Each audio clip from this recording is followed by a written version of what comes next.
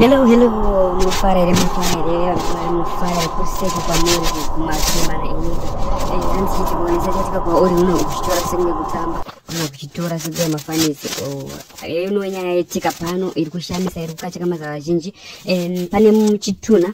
Watinga tutaanisa chikupa ku South Africa. Kuzobapeka chinzi vaende sikunovika kumusha ku Zimbabwe. Boxi ra buda mu mota yechituna yefinara para boxi rikadona pasi.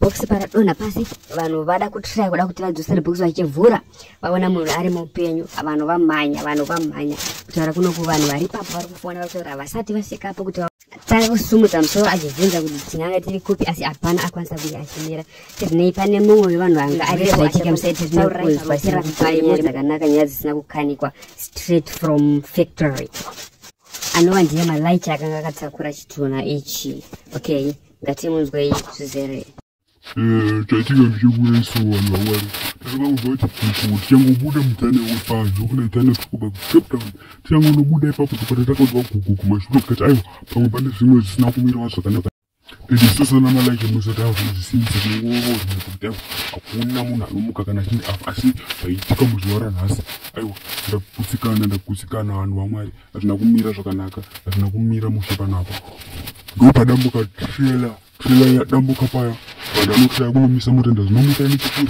tichinoziva ndakona kuti chaitika ndasvika mukomana akatovhura bhokisi achibvunza kuti ndikupi aiwa muzuva ranhasi ndakakwanisa kuti ndinge ndichimira ipapo sezvinoenda ndatiza uye ndakamira nechikuruko takamirirawo polisi kuti isvike kuti tione kuti chii chiri kuitika asi mukomana mupenyu papa chatonovigwa munhu mupenyu akaita 2 days ari mumochari asi mukomana mupenyu chikupai maupdates.